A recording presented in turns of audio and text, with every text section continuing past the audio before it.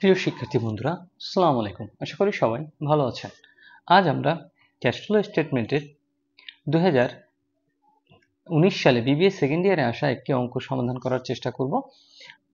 প্রথমে আমরা দেখি যে এলি কোম্পানি কম্পারেটিভ একটা ব্যালেন্স শিট দেওয়া আছে 2016 এবং 17 সালের।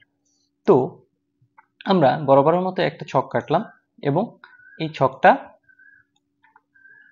কাটার পরে প্রথমে আমরা অঙ্কে যেটা খুঁজে বের করব সেটা আপনাদের সবসময় বলি, আপনার নেট ইনকাম খুঁজে বের করার চেষ্টা করবেন, কারণ নেট ইনকাম দিয়েই অঙ্কটা শুরু হয়। তো প্রথম আমরা লিখলাম যে cash flows from operating activities.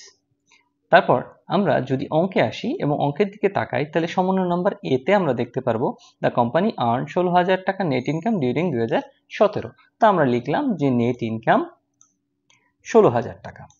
তো এরপর আমরা লিখব adjustment to reconcile net income to net cash provided by operating activities. এবং আমরা বরাবরের মতোই অঙ্কের ডেপ্রিসিয়েশনটাকে আগে খুঁজে বের করার চেষ্টা করব যে আসলে অঙ্কের ডেপ্রিসিয়েশন কত টাকা। তো আমাদের সমন্বয় নম্বর 2 এ পরিষ্কারভাবে দেওয়া আছে যে ইকুইপমেন্ট ওয়াজ ডেপ্রিসিয়েটেড টাকা 4,000 ডিউরিং দ্য ইয়ার। তাহলে আমরা লিখলাম যে ডেপ্রিসিয়েশন এক্সপেন্স 4,000 টাকা। আর ডেপ্রিসিয়েশন সম্পদকে কি করে কমিয়ে দেয়, এই জন্য আমরা এখানে কি করব, যোগ করতে হবে। তারপর আমরা চলে যাব আমাদের অঙ্কের কম্পারেটিভ ব্যালেন্স শিটে। তো প্রথমেই দেওয়া আছে অ্যাকাউন্ট রিসিভেবল নেট 2016 সালে ছিল 20,000 টাকা, 2017 সালে হয়েছে 16,000 টাকা। তার মানে 4,000 টাকা ডিক্রিজ হয়েছে। তাহলে আমরা লিখব যে ডিক্রিজ ইন অ্যাকাউন্ট রিসিভেবল। তাহলে ডিক্রিজ হলে কি করতে হয়, সম্পদ কমে যায়। সম্পদ কমলে আমাদের কি করতে হবে, যোগ করতে হবে। আমরা যোগ করে দেখালাম। এরপর যদি আসি মার্চেন্ডাইজ ইনভেন্টরি ছিল 40,000, এখন হয়েছে কত, 44,000। মানে 4,000 টাকার মার্চেন্ডাইজ ইনভেন্টরি ইনক্রিজ হয়েছে। তাহলে আমরা লিখব ইনক্রিজ ইন মার্চেন্ডাইজ ইনভেন্টরি। আর সম্পদ বাড়লে আমাদের কি করতে হয়, বিয়োগ করতে হয়। তা আমরা এখানে বিয়োগ করে দেখালাম। এরপর ইকুইপমেন্ট অবশ্যই স্থায়ী সম্পদ এখানে আসবে না। আমরা যদি দায়ের সাইডে চলে যাই, মানে ক্রেডিট দায়ের সাইডে, তাহলে দায়ের সাইডে অ্যাকাউন্টস পেয়েবল আমাদের ছিল 12,000, এখন হয়েছে কত, 8,000। মানে 4,000 টাকার অ্যাকাউন্টস পেয়েবল ডিক্রিজ হয়েছে। তাহলে আমরা লিখবো ডিক্রিজ ইন অ্যাকাউন্টস পেয়েবল। আর আমরা জানি যে দায় যদি কমে যায় তাহলে আমাদের মাইনাস করতে হবে। তাহলে আমরা এখান থেকে মাইনাস করে দিলাম। এরপর আছে ট্যাক্স পেয়েবল। ট্যাক্স পেয়েবল একটি চলতি দায়। তো ছিল 2,000, হয়েছে কত, 4,000 টাকা। তো আমরা লিখব ইনক্রিজ ইন ট্যাক্স পেয়েবল। কত টাকা বৃদ্ধি পেয়েছে, 2,000 টাকা। তাহলে দায় বৃদ্ধি পেলে আমাদের যোগ করতে হয়। আমরা যোগ করলাম। যোগ করার পরবর্তীতে আমরা এই যে টাকাগুলো আছে এগুলোকে যোগ বিয়োগ করে এই পাশে নিয়ে আসলাম। আনার পরে 2,000 টাকা হলো। 16,000-এর সাথে নেট ইনকামের সাথে এটা যোগ হবে, কত টাকা হয়েছে, 18,000 টাকা। তাহলে আমরা লিখবো net cash provided by operating activities কত টাকা, 18,000 টাকা। তাহলে আমাদের এই নাম্বার যে অপারেটিং সেটা শেষ হলো। এরপর আমরা লিখবো বি নাম্বার। প্রিয় শিক্ষার্থী বন্ধুরা, ন্যাশনাল ইউনিভার্সিটির বিবিএ এমবিএ সকল সাবজেক্টের পরবর্তীতে আপডেট পেতে এই ভিডিওটিতে লাইক করুন, চ্যানেলটি সাবস্ক্রাইব করুন এবং বেল বাটনে ক্লিক করে রাখুন। বি নাম্বারে আমাদের স্থায়ী সম্পদ হ্রাস বৃদ্ধিজনিত লেনদেন যায়। তাহলে আমরা স্থায়ী সম্পদ আসলে একটাই ছিল, ইকুইপমেন্ট। তো আমরা একটু সমন্বয়ের দিকে যদি তাকাই, বলছে ইকুইপমেন্ট কস্টিং টাকা 10,000 ওয়াজ পারচেজ। সি নাম্বার সমন্বয় বলা আছে ইকুইপমেন্ট কস্টিং টাকা 10,000 ওয়াজ পারচেজ। তাহলে আমরা লিখব যে পারচেজ অফ ইকুইপমেন্ট, লিখলাম পারচেজ অফ ইকুইপমেন্ট কত টাকা, 10,000। আর পারচেজ করছি বিধায় অবশ্যই আমাদের টাকা কমে গেছে, টাকা চলে গেছে, তাহলে মাইনাস হবে। আর কোনো এন্ট্রি না থাকার কারণে এটি আমরা এই পাশে ট্রান্সফার করে দিলাম। যেহেতু মাইনাস, তাহলে আমরা কি লিখবো, ইউজড লিখবো। তাহলে net cash used in investing activities আমরা ইউজড লিখে দিলাম।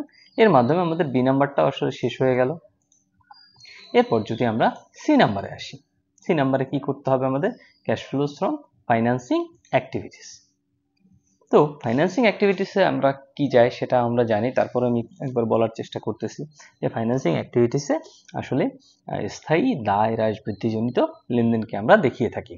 তো আমরা যদি সমন্বয়তে চলে যাই, তাহলে ই নাম্বার সমন্বয়টা যদি একটু পড়ি, যে 200 share of common stock were issued at টাকা 30 পার শেয়ার। মানে 200 কমন স্টক শেয়ার ইস্যু করা হয়েছে 30 টাকা করে।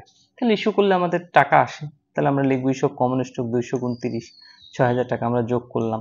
এরপর সমন্বয় নাম্বার যদি এফ এ যাই তাহলে বলা আছে যে dividend totaling 12,000 were paid during the year, মানে 12,000 টাকা ডিভিডেন্ড কি করা হয়েছে, পরিশোধ করা হয়েছে। তো পরিশোধ করলে আমাদের টাকা চলে যায়, অবশ্যই মাইনাস হবে।